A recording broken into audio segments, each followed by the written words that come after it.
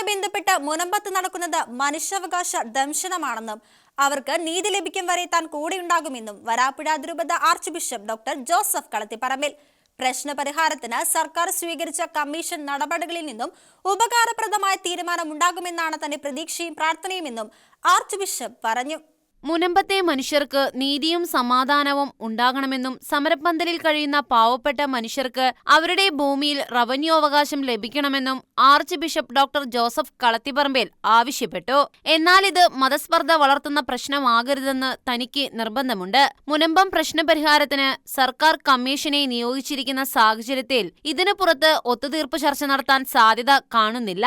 സർക്കാർ നടപടികളിൽ ഉപകാരപ്രദമായ തീരുമാനമുണ്ടാകുമെന്നാണ് തന്റെ പ്രതീക്ഷയെന്നും ആർച്ച് ബിഷപ്പ് പറഞ്ഞു. അതേസമയം മുനമ്പത്ത് സമരം ചെയ്യുന്നവർക്ക് ഐക്യദാർഢ്യം പ്രഖ്യാപിച്ചുകൊണ്ട് വരാപ്പുഴ അതിരൂപതയുടെയും കോട്ടപ്പുറം അതിരൂപതയുടെയും നേതൃത്വത്തിൽ 2025 ജനുവരി 5 മനുഷ്യചങ്ങല നടത്താനും അതിരൂപത തീരുമാനിച്ചു. വൈകിട്ട് 4 മണി മുതൽ വൈപ്പിൻ മുതൽ മുനമ്പം വരെയുള്ള 27 കിലോമീറ്ററാണ് മനുഷ്യചങ്ങല.